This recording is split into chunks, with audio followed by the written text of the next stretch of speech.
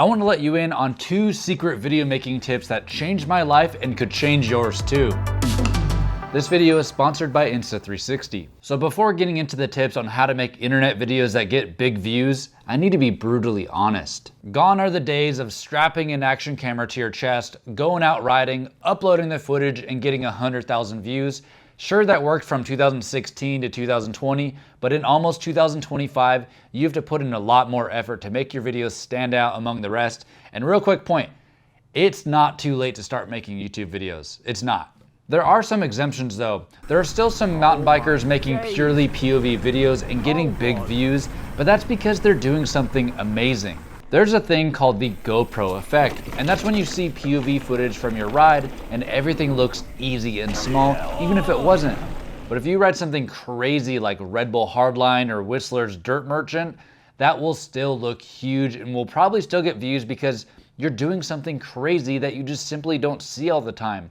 And if it looks big on an action camera, it's massive in person. But if you're an average Joe like me, not willing to risk your life for views, well, you have to put in the extra effort to make your videos stand out. What if I told you that it's entirely possible to get people interested watching you ride just a regular old trail, even if you're just a novice or a beginner, so interested that you can have them on the edge of their seat, and you can do that by creating a story. And when your video has a story, you can actually make people care about what you're doing. You get them emotionally invested, they're even cheering you on, and later on this video, I am going to show you how I would create a story to make people care, watching until the end. But first, I want to talk about how I make my videos stand out visually, and there's many different ways to do it, but lately I've been using an Insta360 X4.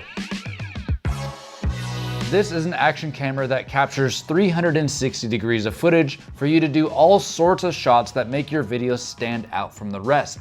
This newest generation Insta360 X4 is a big improvement over previous generation.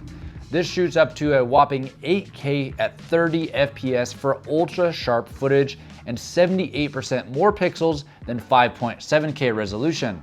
I've also been using it a lot at 5K 60 FPS and even 4K 100 FPS for some really cool slow motion shots. I used an older generation Insta360 in the past, and I had 2 criticisms that seem to be completely fixed. First is the glass around the lens. Back a few years ago, this glass was pretty delicate and would chip or scuff very easily. But I've been mounting this on an arm off the side of my bike, and it's getting absolutely abused.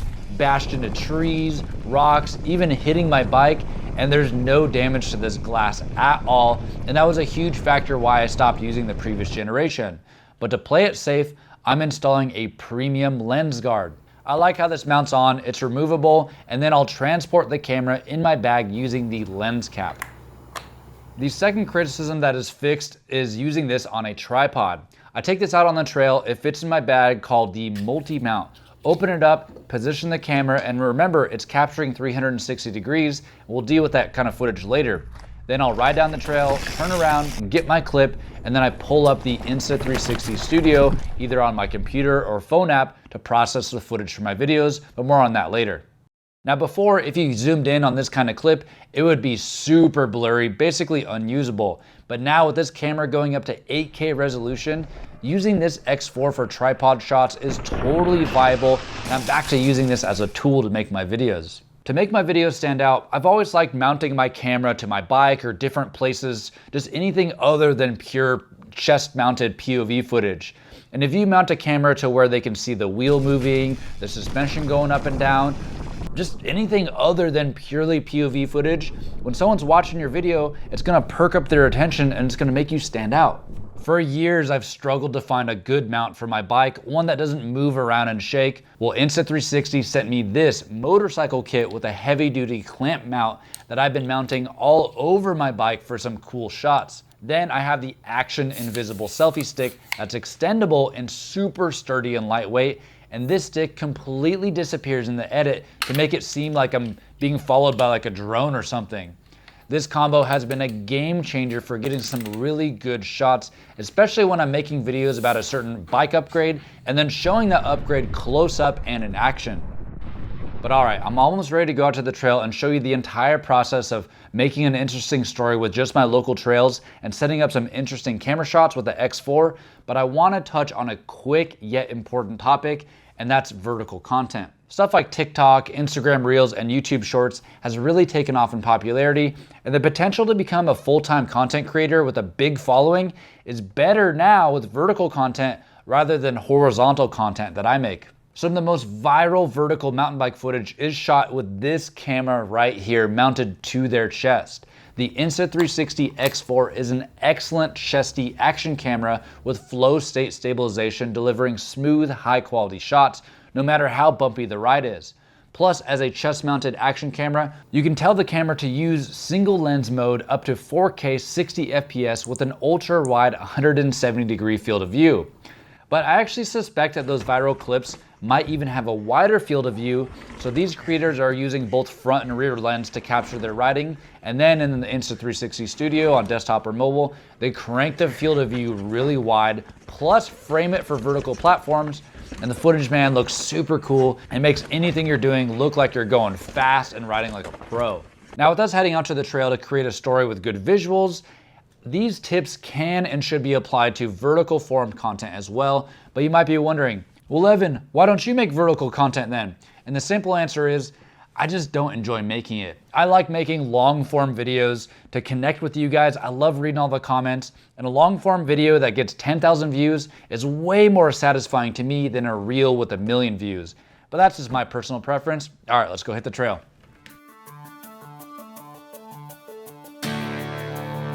So I'm at my local trail here in Bentonville called Slaughter Pen, and I ride these trails all the time in my videos, so I really got to figure out something interesting to show, to tell a story here. And then I'll film it, I'll make a little mini edit for you to see at the end of the video, and I think I have the perfect idea.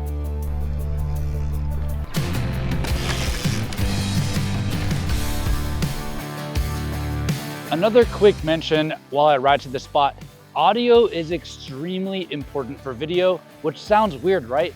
Why does sound matter so much in a video that you watch with your eyes?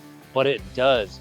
You can have the best idea, the best story, the best visuals, but if the audio is bad, wind blowing, crazy echo, people won't be able to connect and get immersed with your video, and they'll just turn it off. So right now I'm talking to you on the Insta360 Ace Pro 2, which is an amazing action camera with great audio capabilities. And usually I use a lavalier microphone right here for that extra perfection of audio. But if you want the cheaper option, you can just get these wind mic covers for your action camera. And that seems to do the trick for a lot of people for really good audio. All right, we made it to the spot. Here it is. This is the Boneyard Drop. So every good story has a problem and a resolution. And right now I'm gonna record my first clip for my mini edit. I'll mention that problem and give a little bit of a background. And then the story is me basically showing how I'm solving that problem. So there's this drop that's been eating away at my soul, and it's called the Boneyard Drop. This drop is about 10 feet off this rock, super scary, and it's the one feature that I have not yet done here in Bentonville after living here for almost 2 years. And today, I think it's time to do it. Now, notice that I didn't start with something boring like, hey, what's up, guys? And I'm also looking directly into the camera, and I'm talking just like I'd be talking to my friend. Hey, friend. Oh, man, this drop is huge. What am I getting myself into? But a lot of the purely POV creators are getting lazy and forgetting to engage the viewer. They strap a camera on their chest, go for a ride, but never talk to the other person on the side of the screen. And because they don't do that, their videos feel like you're watching something where you weren't invited to be there, almost like voyeurism. And I think that's part of the reason why that style of video is losing popularity. Yeah, man, it's been almost 2 years, but they just actually opened this place back up and resurfaced everything. So now it's gonna be smoother than it ever will be. So it's now or never, basically. I've seen a lot of people almost go down off this exact drop. So I'm pretty nervous, dude. So you see there, I've built up some anticipation. I'm sharing that I'm nervous, and those emotions are real. And for this first hit, I want it to be authentic as possible. So I'm only gonna use the POV camera for this one. That way it's just less for me to deal with, so I can actually focus on this big, gigantic drop. Man, what did I get myself into? And then if I can do this afterwards, I'll get all the fancy shots with mounting this on the bike and the tripod and everything. So here goes nothing. All right, I actually came to the top to warm up. I have not ridden at all. I'm just showing you how to film all this.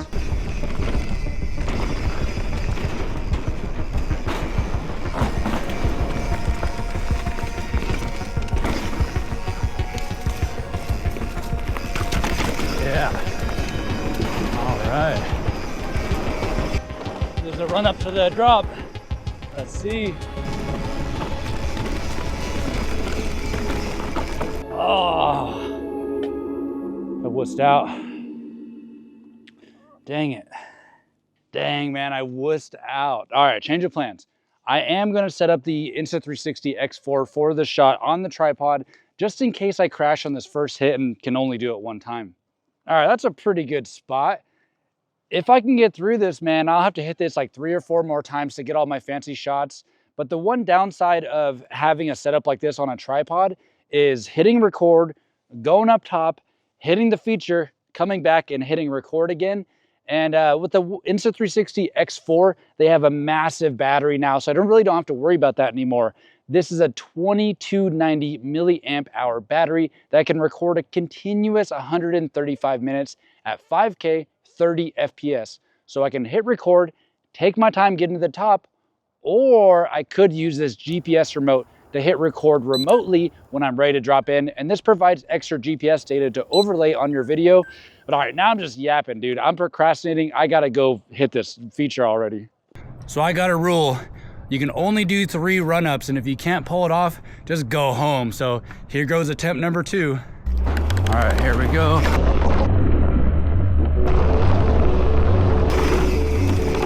Slow down, tight corner. All right, let off the brakes.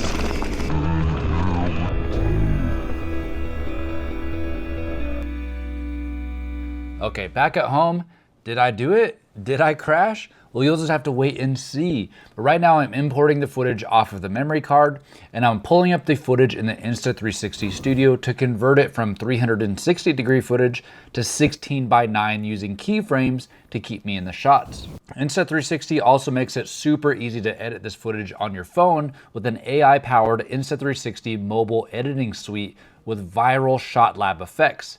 I can take this clip into quick edit, long press on me for deep track, and the program automatically follows me. The program also has Motion ND for that really nice motion blur and cinematic look added in post, which is super cool. From here, I can save the clip directly to my phone and post that straight to Instagram without ever having to touch my computer. I ended up getting a bunch of different angles, but this is what it takes to make videos that stand out.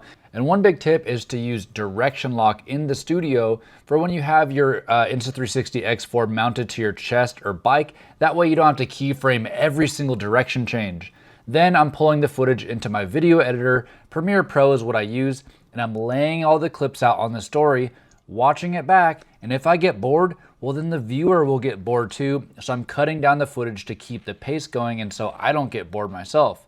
Also, I'm gonna add in some music from Epidemic Sound, something suspenseful to portray the emotions I felt in this feature. And yeah, this is a short little segment for this video, but I could definitely use this clip for Instagram or TikTok, framing it vertically, but this kind of segment is something I would definitely use in my bike build videos too. But it's exporting now, let's see how I did. So there's this drop that's been eating away at my soul, and it's called the Boneyard Drop. This drop is about 10 feet off this rock, super scary, and it's the one feature that I have not yet done here in Bentonville after living here for almost 2 years. And today, I think it's time to do it. But they just actually opened this place back up and resurfaced everything, so now it's gonna be smoother than it ever will be. So it's now or never, basically. I've seen a lot of people almost go down off this exact drop. So I'm pretty nervous, dude. All right, I actually came to the top to warm up.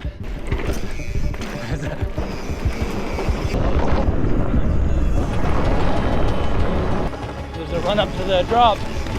Let's see. Oh, I wussed out. So I got a rule. You can only do 3 run-ups, and if you can't pull it off, just go home. So here goes attempt number 2. All right, here we go. Slow down, just tight corner. All right, let off the brakes, and here we go.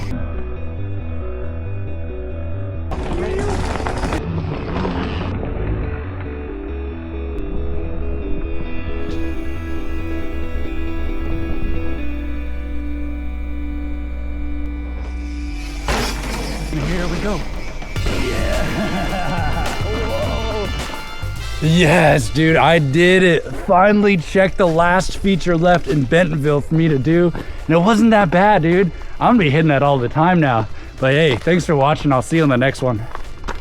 So how'd that turn out? I did the drop, then I did it a bunch more times to get all sorts of clips, and I really like using that 4K 100 FPS for the slow motion shots, but thanks to Insta360 for sending me this X4. I'll have a link in the description for this camera and all the accessories used, and Insta360 is running Black Friday and holiday sales right now. You could save $75 off this camera and even more money off of all the accessories, so definitely check out that website. I really only touched the surface of what they have to offer with the accessories, and it's really never been so easy to be creative making videos. And last tip, I gotta say this, there's no such thing as a perfect video. Shoot, I had mistakes all over this video, but the mistakes add character in a way, and mistakes are human, and I think that adds to the connection to the viewer.